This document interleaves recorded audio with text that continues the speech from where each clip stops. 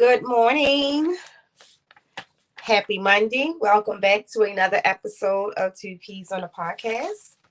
I hope everyone is having a great morning. Morgan will be joining me shortly. I guess Dre will come in when he comes in. Y'all know how he do. But I wanted to start off just saying I hope that everyone truly is having a great morning. And I just want to start with a couple of announcements. The biggest one is shipping. So y'all know I was prepared to ship your animals out on March 20th. But as of right now, right this moment, Redline still has insurance turned off and temperatures have dropped. So we'll be playing it day by day. I will update you guys on Tuesday if I'm going to be able to ship on Wednesday. Of course, if Redline doesn't have insurance turned on, I will not be shipping the animals. That is for the benefit of you, and that's the benefit of the animal and myself. So definitely I will get you guys updated. I was definitely looking forward to shipping them because I didn't feed them in this last week. So if I am not able to ship them, I'm going to feed them on Wednesday, so that they'll be able to be fully digested before the following week, if we're able to resume shipment then. But, fingers tied. I was emotionally prepared. So now I got to go through, if I'm not able to ship them, another week of emotional preparedness. Let me just make sure, because I am in another room, that you guys can hear me. Can you give me just a thumbs up? Let me know if you can hear me in the chat, Darren or Don D. Bosa. Hi, James. Maki. Someone just give me a thumbs up. Make sure that you can hear me before I go on with all this other stuff. Okay, perfect. Because we've been ran on. And then y'all go, we didn't hear that. I'm like, oh, I got to see all that over again. Good morning, Kara Shay. How are you? McDonald's getting the steak egg. Okay. All right. So first announcement is Gettysburg. This Saturday is Gettysburg, one of my favorite shows to vendor. So if you guys are in the DMV area, Pennsylvania area, please come out to Gettysburg, even if it's not to purchase an animal, to say hello.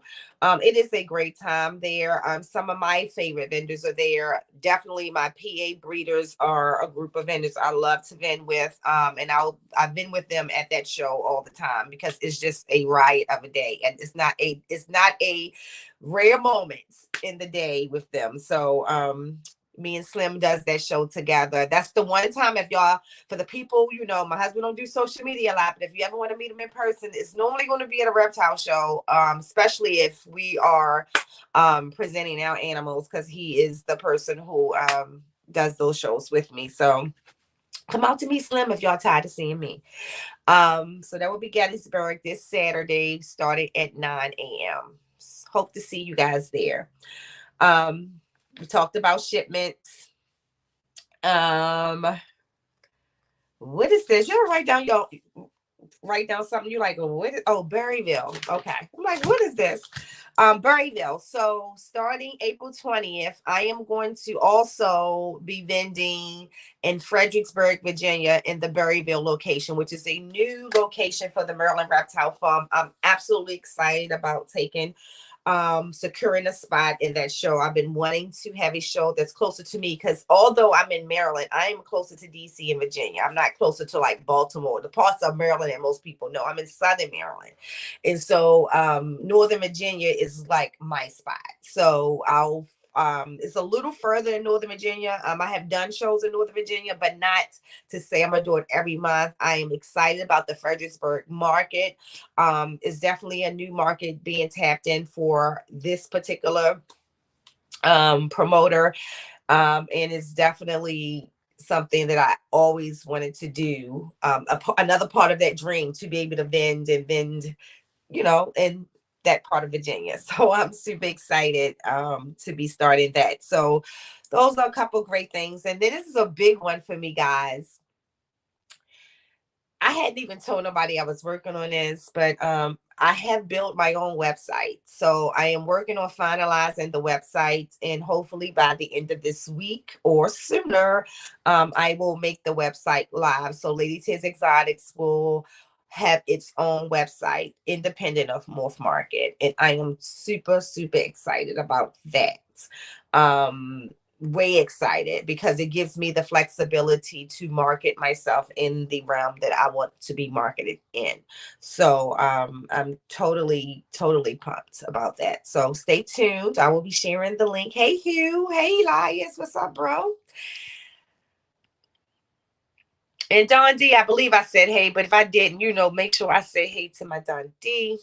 I'm burned that I won't get to see. Yeah, yeah. So we normally get to see Don D there, and that's the only time I normally see Don D if I'm doing something in the PA area. So I always look forward to seeing him. We have a lot of fun laughs together.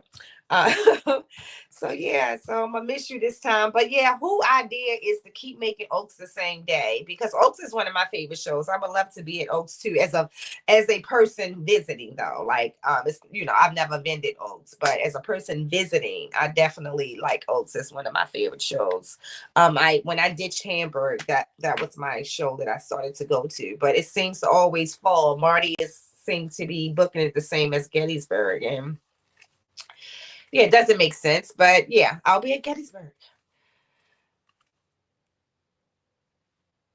Oh, I was reading the chat. All right, so let's get into our subject today. Very funny. First of all, I want to say, I don't know if Bose is active or listening in the chat. Hey, Phil.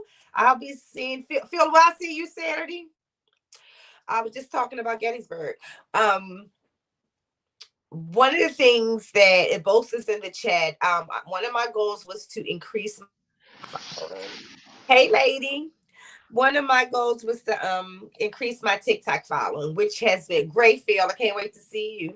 Okay, and Bosa, it's definitely a blessing to increase it. With that increase, comes with a new group of people, right? That you have to entertain. And y'all, if y'all don't know this about me, because I do try to keep it professional, but I am also a professional troll. Like I am the troller of all trollers.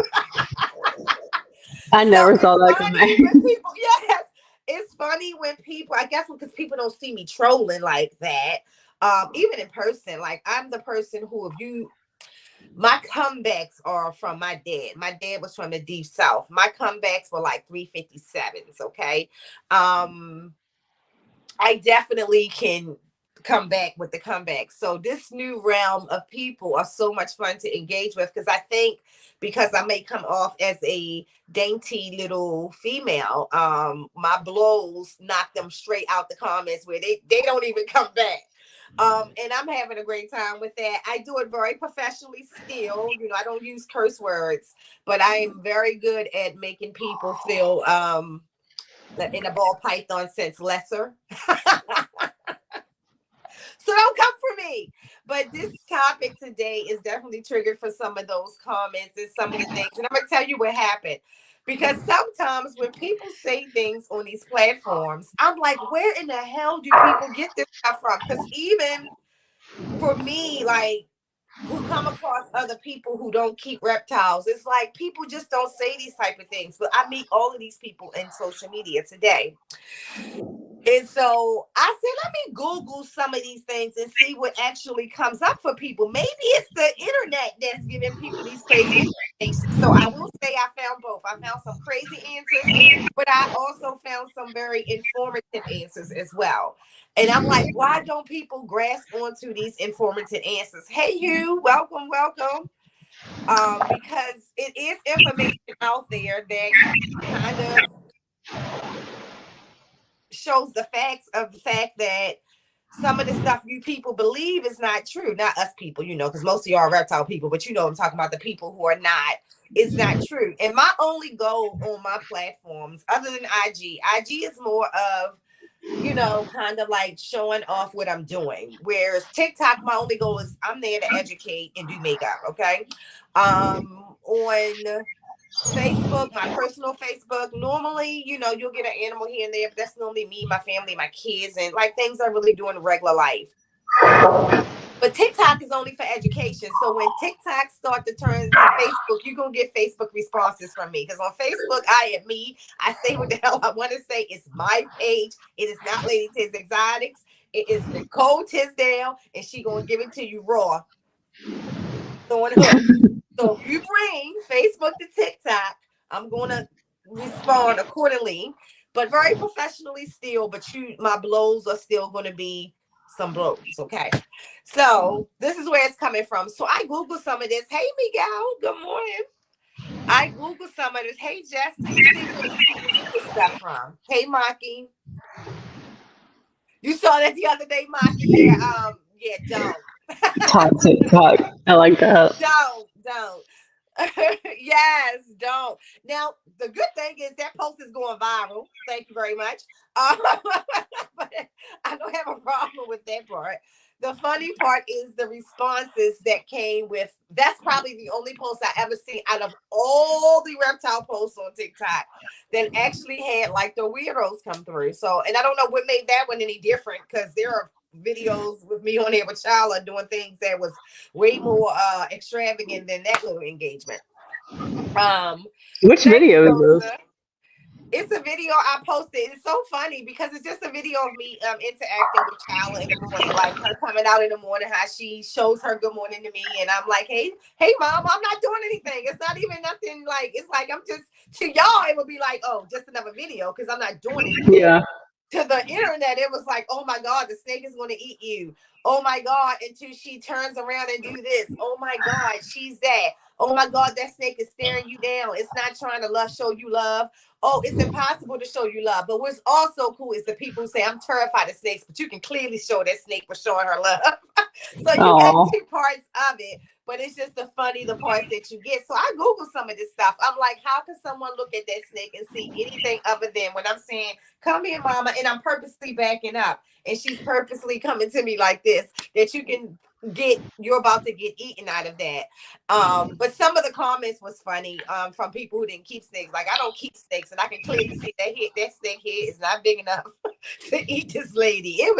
It's all kinds. And then it was comments that that TikTok filter on their own. Like, they just filter them. I didn't even filter. TikTok was like, yeah, we're throwing this one out of here.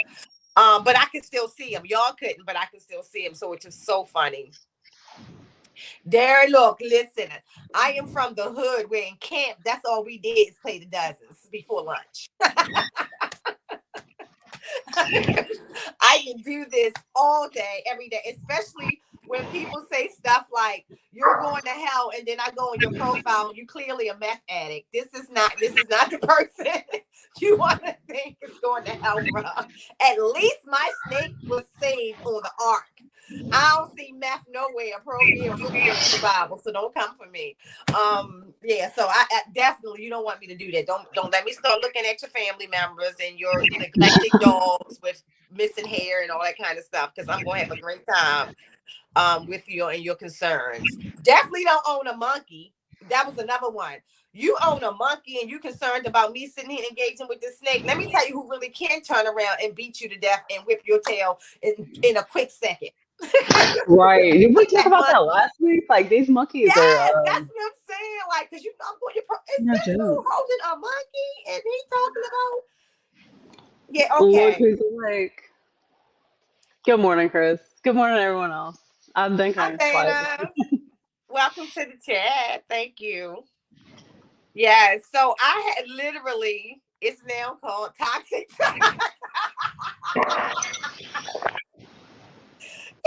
Yes, that's too funny. Maki said I shared my baby's mama so fast that how I got notification where you were responding. Sean, what's up, bro? How are you? Elias, I'm so over TikTok. I will not cry if it gets bad. Oh, I will, girl. Because hold on, boy. Hold on. Listen, y'all. I get paid good money off of TikTok. I have to share that. Like, I do care. They better not ban it. My advertising alone for stuff that I don't even use on a daily basis, like the skirt, for example.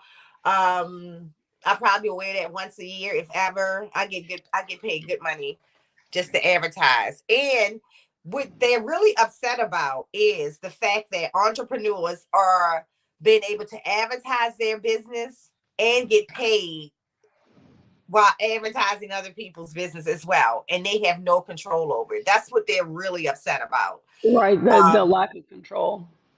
Out of all the platforms, TikTok pays the most, and they pay on time every Wednesday. Every Wednesday. And there's certain parts of the money that they can't touch, like where YouTube will tax you on everything. TikTok doesn't take any of my commission paid money. So, hey, Chris. I need to make money from TikTok.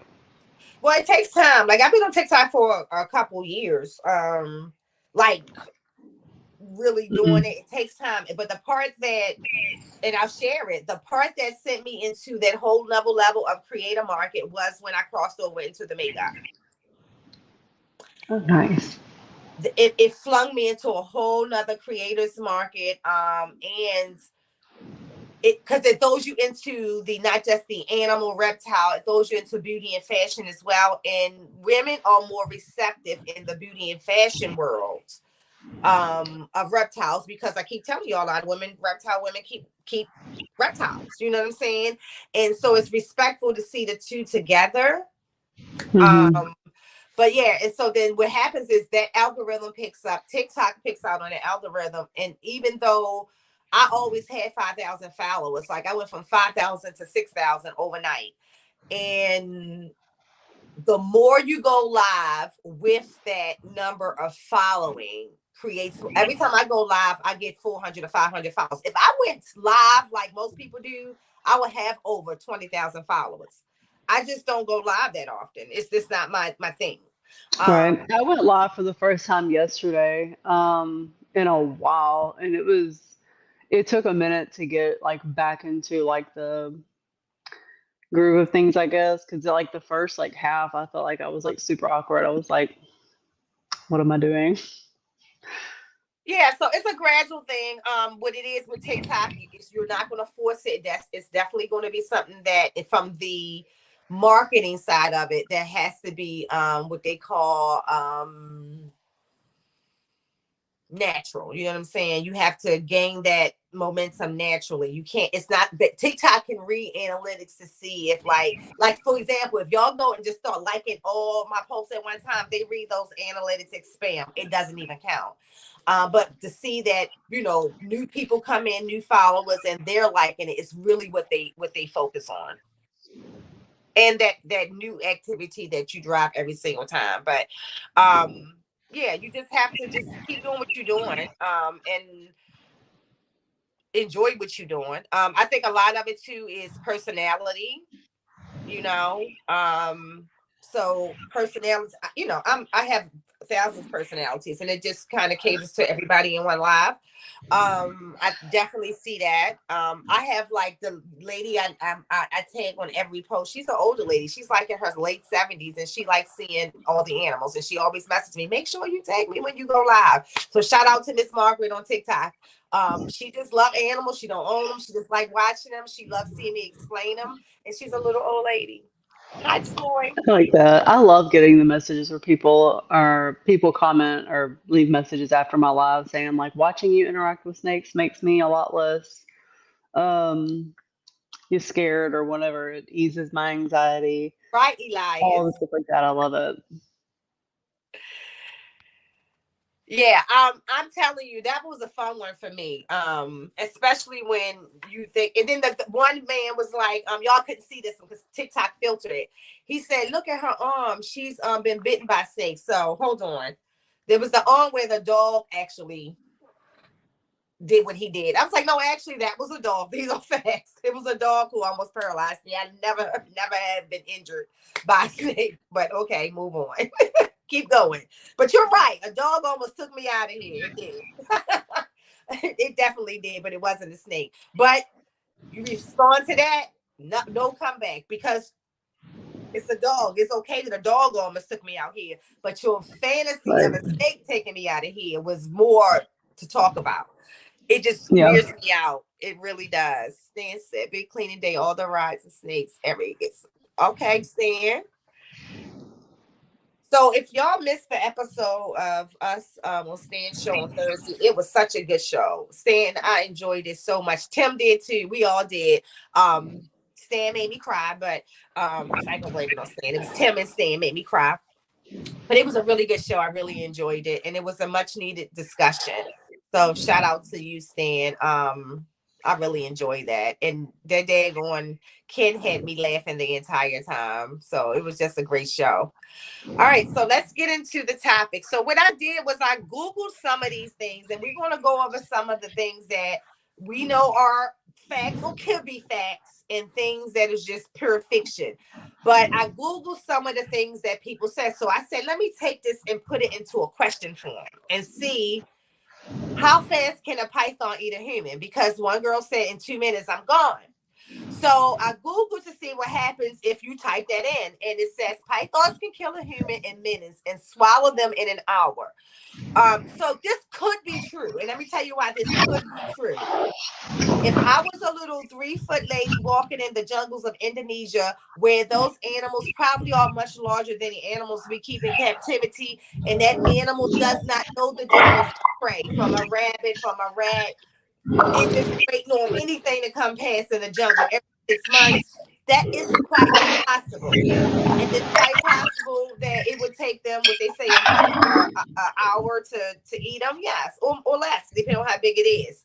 But the animals we keep are not that massive, and even in the wild, you're not going to see animals that massive. That's rare.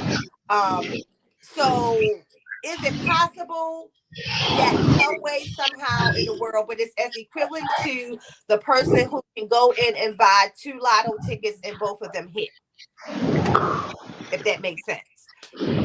If one of them even hit, but if both of them hit, that's how rare that is that can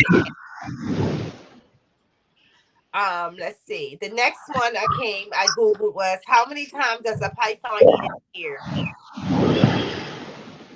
Because they seem to think that the pythons will eat my whole family.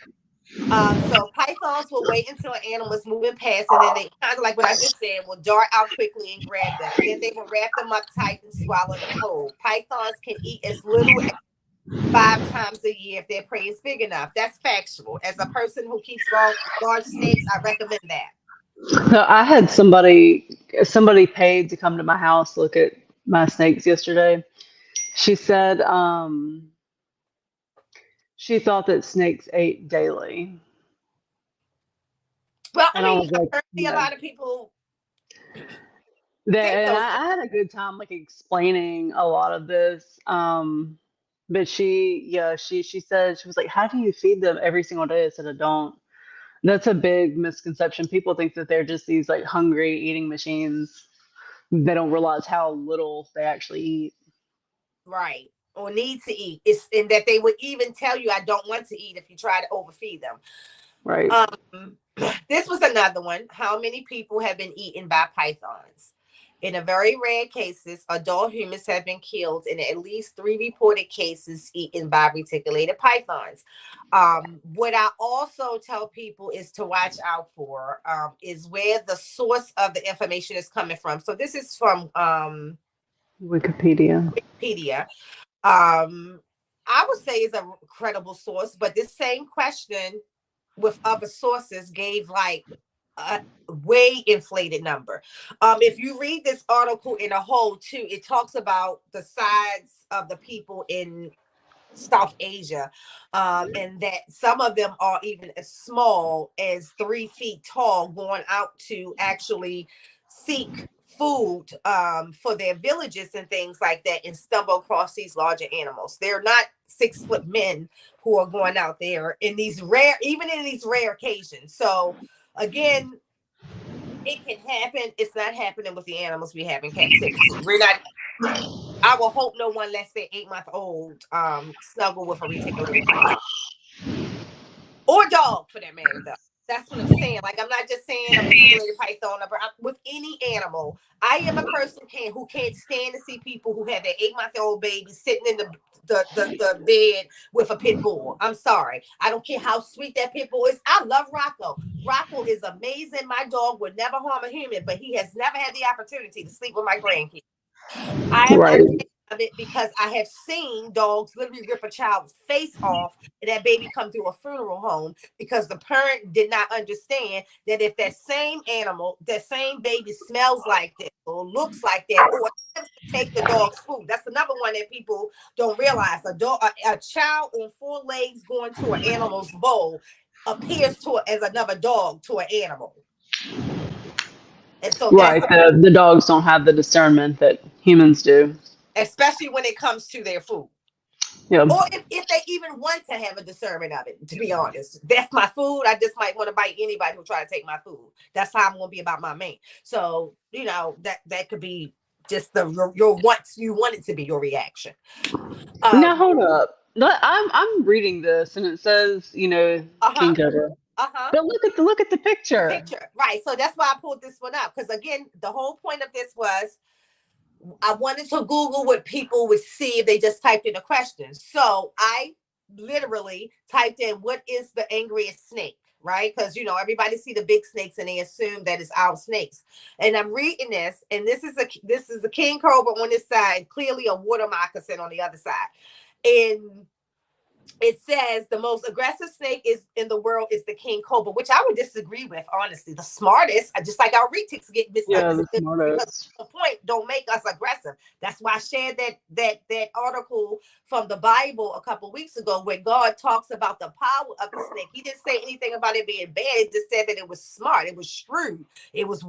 wise. Be careful. It knows what you're trying to pull on it. So that's what it was really saying. This is another perfect example of saying a king cobra is the meanest. I can tell you it is not. I have seen people handle, I wouldn't, but handle Yeah, I king would. cobras the same mindset that we'd use to handle our retics and ball pythons. Yeah. Then again, you have to look at the source of that information because it's saying the most aggressive snakes cannot inherently like they cannot be aggressive.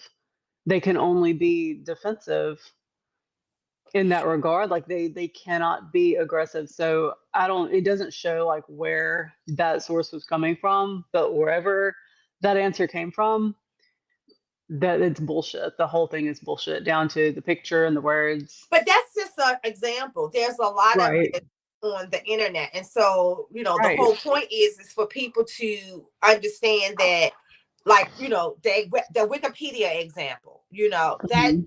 is a credible source for the most part. Yeah. What's not credible is, and a lot of times the social media website shows you, and they'll show you that this is not a credible source. This is a credible source. But even still, credible sources can get misinformation. If I report to a True. credible source that I keep snakes, and I'll give you an example. I'm gonna bring this down for a second. I'll come back to that one. If someone spoke to a reticulated python breeder who's never experienced reticulated pythons on the level that we have, then they will go to a credible source who's been keeping them for 20 years, and all the information they'll give is that this animal is never handleable. This animal is this animal is that. Don't do this. Don't touch a breeding male, and all of this kind of stuff that you've heard. Not credible when you actually experience differently. So a credible source can be someone who has credits that's true, because that could be their true experience. But when someone shows you different, you have to be wise enough to be able to discern that that was that person's experience and this is not mine. Like, I personally think if I jump off a boat, a shark is going to eat me immediately. My husband has taken me under the ocean to touch sharks, and now I know that it doesn't work that way. Now, was I still scared as hell? Absolutely. Like, do I still feel like if my husband wasn't there and those people wasn't there, that the sharks probably would have ate me? I still feel that way. But the reality of it is people go in the water with sharks every single day, not knowing that they're there and they don't get eaten. That's a fact. Every time we're Right. in the ocean, there's 50 swimming past us. You see, I see a lot of people in my area go to Destin, Florida. So I'll see a lot of these like aerial views over Destin and Pensacola and stuff. during spring break and summer and all that, and there's hundreds of sharks everywhere. Nobody in that water has a clue. The Outer Nobody on the beach has a clue. the Outer Banks, if you ever use, it's actually an excursion you can do, and they let you look through like a screen that can see through the water, and you will see all kinds of right there by the shore. But no one, well, people have been attacked, don't get me wrong, but it's not happening as many as sharks is down there. It's not Hmm. like they're there just to eat people, because then all them people would be gone, because there's hundreds of sharks right there. Right. So this was the next one. It asks, how long will snakes live?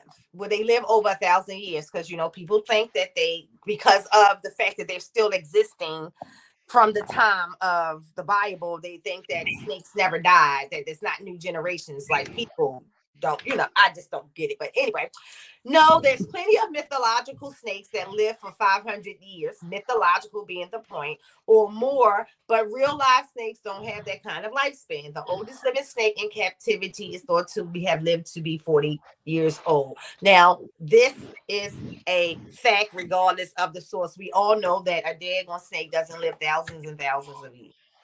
Damn it, some people can't keep them to live a year. I've Some never people even can't heard keep them to that. live a week. They're I not did that not hard. realize that that was a thing that people thought that they lived to be 1,000. It's a thing. TikTok has taught me it's a thing. It's a thing because it's going to outlive all of my family, and my next generation is not going to know how to keep it and all that. Also, I am building my next generation, my granddaughter, who very well knows how to keep them. But just the whole point to what they were trying to say. That's funny. They don't live that long. This one was hysterical to me. What is the most powerful squeeze? Which snake has the most powerful squeeze? Now I tried to think of this two different ways because there is multiple king snakes, and so I said, well, maybe in their head when they thinking kings, they thinking like kings, but even that of like a king cobra, this wouldn't even be true because the anaconda and the reticulated python and the Burmese python would trump this answer. So, but Right.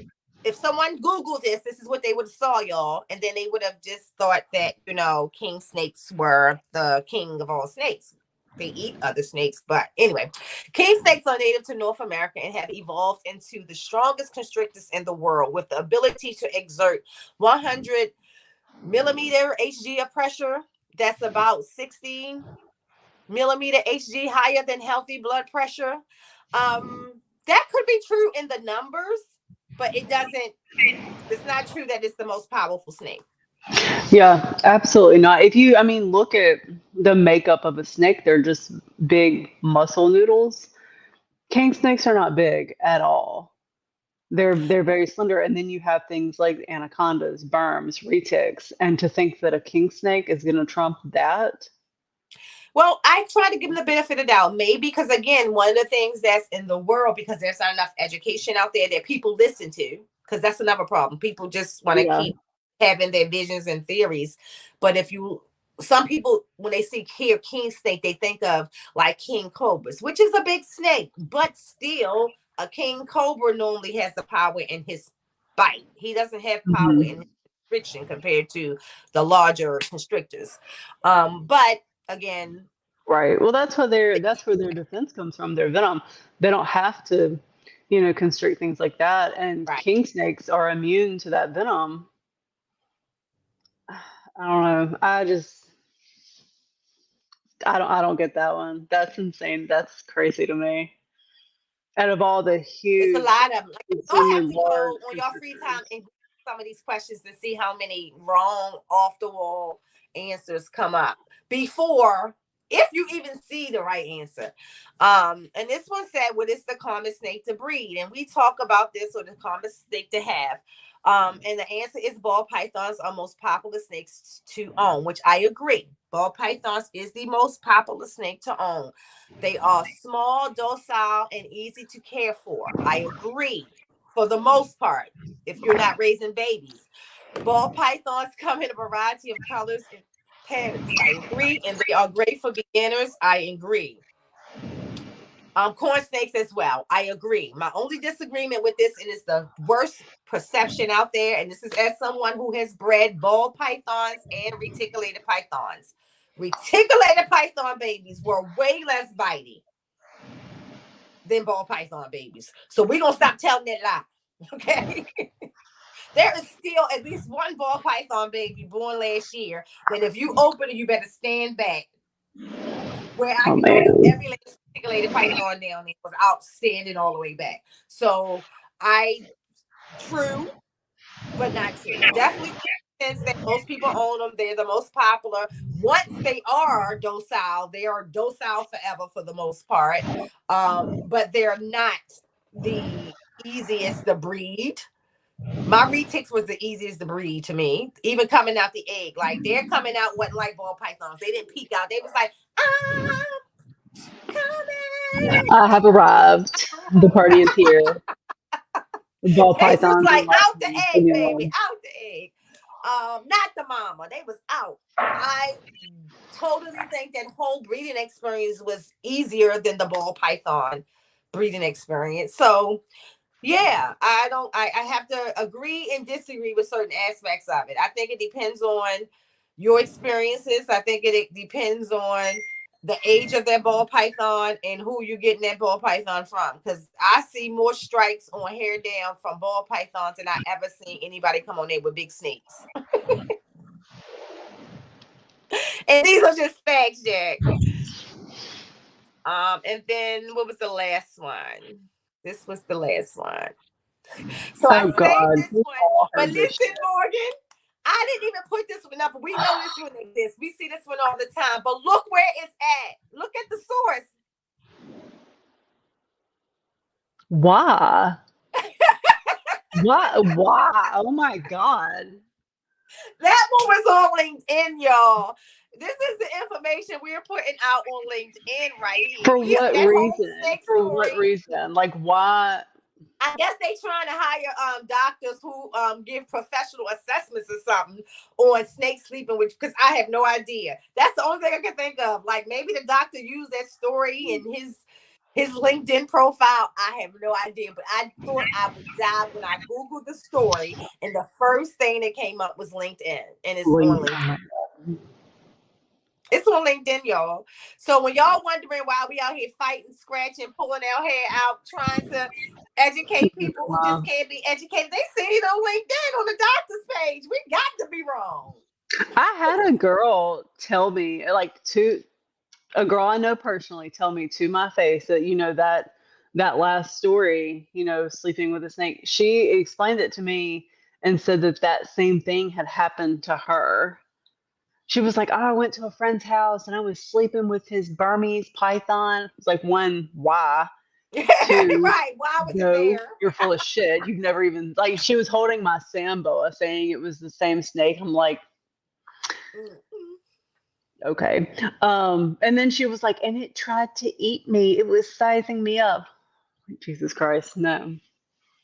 Hysterical. I'm gonna go through the comments real fast, and then I want to touch on your recent trip to the Everglades. New Smyrna, Yeah. Florida Shark Capital. Yes, yeah, Shark Capital. Just swimming. We as hobbyists have to try to answer these dumb questions without making the person feel dumb. If we make them feel bad, they'll stop asking questions and continue to live in ignorance. I'm going to True speak on that. You and can take false. dumb Yeah, out of true and false, quotation marks. Emoho, because I start off good with everybody. But then those same people will troll. So now I'm gonna troll you back. My niceness is gone at that particular point because I started off with the validated information. I started off with giving you direction to where to go. There's this new generation of people who just won't stop, and you got to stop them Mhm. by using the source that they use, the source of power they use on you. And I proved it the other day. You would see that when I did not respond to some of these people, they kept going, going, going, and going. When Right. I finally start to respond, they disappeared. And then again, like, I get questions all the time. People ask me all these ridiculous questions, and for the most part, I'm fine with it. But if you come at Yeah, me you with can ask me anything. disrespect, you're going to be met with disrespect, and it's going to be a whole lot worse than what you gave me. I'm not sitting here trying to sugarcoat anything and, play nice with everybody. If you come at me and say some shit, I'm going to say something back and make you feel as dumb as I possibly can. Right. Hey, Keys. Hey, bro. Yeah, it's absolutely insane. Banner, how big do enclosures for retics need to be? Banner, it all depends. So I tell this story all the time. I have 10 retics. Every last one of them need a different size enclosure.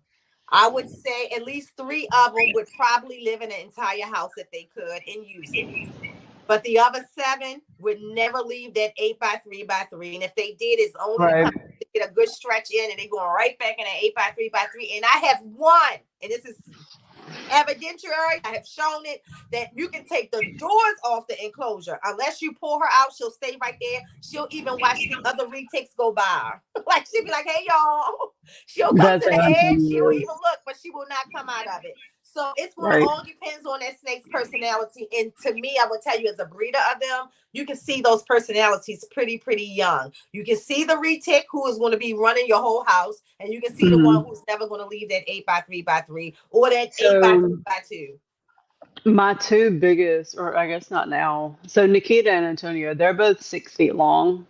Nikita is being moved up to an 8 foot enclosure next week, and Antonio is not because Antonio does not utilize the space in his 4x2x2. Nikita uses like she's extremely active on the inside of her enclosure. Antonio is only active on the outside. Um, so that's, I mean, it all depends on the snake. You have Yeah. two of the same species, and they're completely different. And the thing is that especially with the retics banner, you're going to hear people tell you they need a whole room. If you ever want proof, come to my house. You're going to see the ones that definitely like to be out. And I let them out all day. I just let them out in my house. Like they're out anywhere they want to go in this house. Damn it, y'all see them come across the kitchen counter, even when I'm in the kitchen. Like they just come out of nowhere. They don't have no limits. You see them on top of the counters. I don't tell my snakes where they can and cannot go. The only thing they can do, you can't go on the stove because you can get burned. You can't go in the sink because I don't know what's over there that could, make them sick. I'm not even worried about them. And please do not go in there messing with them lizards. You may or may not win the fight. That's it. That's my only rules. But they go everywhere. And then when they tired, they will go back in the enclosure. And you might not see them for another day. Not move for another day. Right. I would say though, you should start when you take them from that first tank, that first quarantine enclosure. The next enclosure should be an 8x8 by something. It can be an 8x2x2, 8x2 in 36 inches. I mean, whatever. It should be 8 foot something. And also pay attention to you want to see your difference of the ones who like to climb high and the ones who move horizontal. That's how you're gonna know how high the enclosure needs to be. So if you ever see all of my retics, and I'm going live, Banner. If you follow me on TikTok at 4 o'clock today, and I'll show you the difference. Charlotte's enclosure is way higher than everybody else's, and that's because she was a climber in a tub. You can see that she was going to need height. So when I got her custom build, I wanted to be real high. So she has like 4 feet high to go up into. The rest of them are 3 feet, and the ones that's in this room, they have 2 feet height. Except for the one of the berms, that one has 3 feet too. So it all depends on the snake. And if you don't, if you notice that your snake doesn't move a lot in this enclosure, then like Morgan said, a 6 foot might work for your retic. If it moves out more on the outside, then you just know that you have to take it out more. The key is to make sure that your animal doesn't look stressed in the enclosure, and they will let you know for sure. Emo said the snake was sizing you up. Really, it was terrified of you. Right.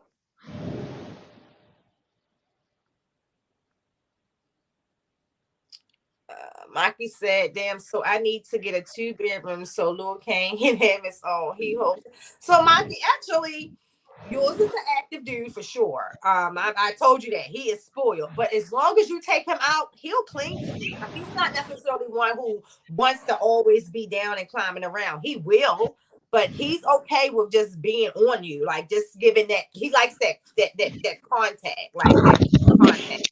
He don't necessarily have to move all around like some of his siblings, but he does like for to come out to see you per se. Emoho said, one thing I've wondered about Morgan's retic is sometimes it'll be slithering around on the floor and it'll look in my direction and freezes for 30 seconds. I've wondered what this behavior is about. So She wants to eat you. something alerts it, and it may not have nothing to do within the house. It could be something that hears outside. So it's something that's hearing outside, most likely. Or I'm gonna tell you something they can hear really, really good. Like when your dishwasher or something like that come on, that vibration will have them look to that direction every single time. But it's normally something. So if it stops real fast like that, just go. If you have a concern, you can always get it back on track by just tapping it on the back. Don't go in the front, just tap it on the back. That's what I'll just like use my foot and just kind of rub their back. But yeah, that's all that it is. It's just there is something has piqued their interest. Yeah. Yeah. And that's the cool thing about reticulated pythons, though, is that astuteness, that shrewdness that God talks about in the Bible. Like they utilize it to their advantage. They know what is going on. They're on point.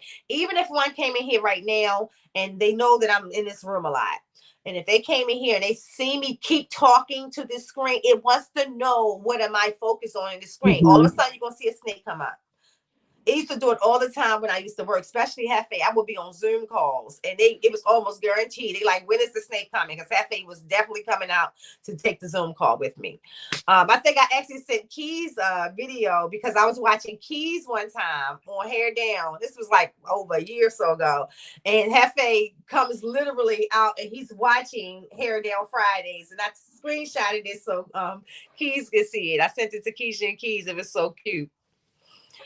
But yeah, again, it's just we have to definitely continue to educate because you're gonna always have those people who just don't want to know any different.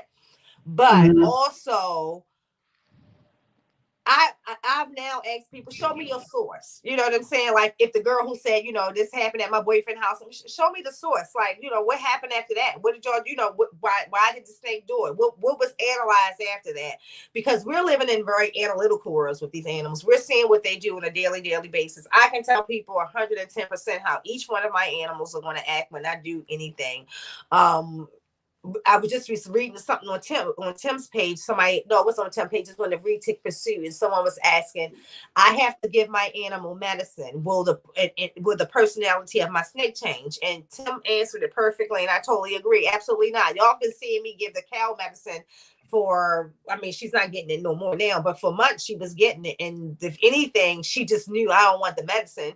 And her only thing was, dang it, I don't want the medicine. And she would try to turn away from me, but she never changed in her temperament as far as trying to strike or be defensive. She knew what was going to happen. And actually, I felt like it's a better bonding experience when you actually have to do something like that with your animal, because they have to trust you 100%. You are opening their mouth, which you normally never would do. You're putting a foreign substance in their body, which they're definitely going to have a reaction to, whether we're seeing it or not, and you have to do it over and over again. That creates a bond, but that bond started when you first started working with the animal and all other bonding situations. So don't wait until you have to give them medicine to handle it, because then you might not have the best experience. But if you had a good relationship with the animal, it's going to be a easy feat for you to have to do whatever you have to do. Yeah, it's going to be easier for them to be able to trust that you're not trying to hurt them. Yeah. Tim said it's literally difficult to get a well socialized retic to bite once the full response is up. Facts. And not, like I said, I've had situations that I had to do. I felt sorry for Star, and I kept talking to her, like, even for me, taking her back and forth to the vet, like doing at that particular point could have been unnecessary x-rays and stuff like that. I used to talk to her like, I know you don't like coming here, this, and even if she don't know what I'm saying, she knew that it was very gentle handling of her, that that it was extra care of her at that particular time, and then especially when we found out that it wasn't cancer. Lord Jesus, she probably saw me dancing and probably was like, oh, good, I ain't got to do this no more. I think she was excited. Like, she was like, come on. She hung out all day that day. She wasn't worried about me doing anything to her. So it's just like, I think they pick up definitely on our energy. But if you have a well socialized animal, it's just like with a dog, you know, if you don't have a socialized Rottweiler or pit bull and you got to put medicine in his mouth, oh, it's going to be not so good time. But if you have a socialized Right. Rottweiler or pit bull, they'll roll over on that belly and open their mouths, you Mm-hmm. know. So that's going to all depends. But that's all I have for the show today. But I wanted Morgan to touch on the trip to Florida because y'all remember, Morgan had one job, was to find and locate one Yes. Burmese python. I was on the hunt for that 20-foot snake. I looked all over the Everglades, all over South Florida. And wait a minute, Well, and when even she says she looked all over, let me tell you how crazy this girl is. Her and her children are on the boat just paddling next to large alligators, okay? Now, I've done that with the excursion guy in New Orleans, okay? I'm not doing that in the Everglades. Like, she's like, look, I want to get close. I want to pet it. I'm like, no, Morgan, don't pet it. It reminds me of that duck video that you shared, Oh, where yes, like the duck gets in the water, yes. and like I'm the duck. I'm just like paddling up to this fucking alligator, like, and everyone behind me is like, Morgan, no. Like, don't pet it. But she was in the trenches. But go ahead. She didn't see it. I did. So the same canal that huge alligator was in, there was two in that video. But you couldn't see the other one. That same canal, I dropped my phone in Oh, the water. no. My ass jumped straight in that water Nope. to retrieve my phone. I was like, Nope. no, I just bought this phone. I am not losing. Nope. Gotta go. Phone gotta go. Risk I my reached for life. my husband's phone, called T-Mobile. Can you ship one to the hotel number? Blah, blah, blah, blah, blah. It's no way.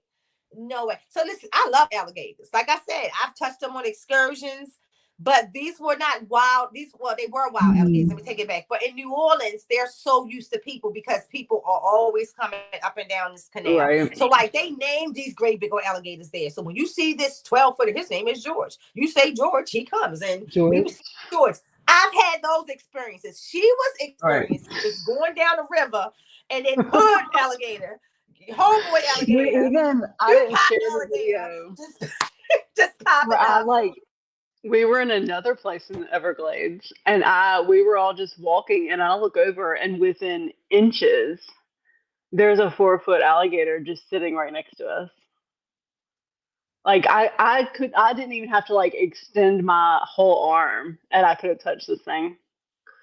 When we stayed They're everywhere. with my old company, we used to stay in Sanibel Island all the time, Sanibel and Captiva, and then our condos will always have these great big old ravines and ponds, nice little setups, you know, in the middle, and they would have signs to beware of the alligators bathing, and literally breakfast would be across the parking lot, and you know what I would do? Call the car to come get me. I am not walking across. Y'all got signs. This is the thing, when people put signs up and your ass get dragged, they already are legally protected. Okay, that's why the sign is there. I worked property management many years. I as a regional manager, I would just tell my team, put up a sign. I don't care how dangerous it was. We would notify you that if you do this happened, liability is office. Right. Call the golf cart, please. Thank you. Yes, you're going to take me right across this parking lot, and we're having a great day. Thank you very much. I would sit my happy ass right there and just wait for one to appear. Oh, I may even bring some like chicken breast or something. And be like, come here, George. Yeah. Let me get a look at you. Good with George on the boat on an excursion with the people who knew all the alligator names. That was a wonderful trip. I have close-up pictures. You would see me like the alligators here, my hot dog, my hand. But that was because you can see like these alligators, when they approached the boat, didn't approach for food. They literally approached because they knew we were people, and it made me so relaxed. so relaxed. And that's different from just going in the Everglades and you don't know when the last time that alligator ate. You know what I'm saying? That's a whole different alligator than the Right. alligator that Well, we're you know, feeding. with all the berms eating everything in the Everglades, there's not much of a food source Food for for them these to get it right. I'm surprised they didn't thousands just of eat you all alligators. up. Right. That's what I'm saying. So for the record, for the people, including on that post, that who says that you can't come to Florida and not see a Burmese python, Morgan has come to Florida. So I have went I, all over Florida, and have not seen it. all over Florida.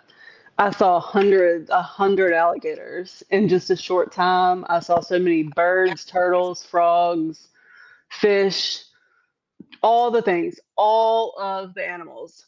Hey, straight with it. Not a single Burmese python, not a single python at all. But I've read like people are like, oh, they're eating up all the wildlife. There is plenty of fucking wildlife in the Everglades. Everywhere you look, there is something. I have a video. People, because somebody said, oh, you're you know, there's not all they're eating up all the animals, whatever. The alligators are not going to have enough to eat, things like that. I have a video of a bird walking right up to this alligator, and the alligator didn't eat it. The alligator was very, very well fed. Like there's plenty of food for the alligators. There's plenty of wildlife. Um, there's not that many.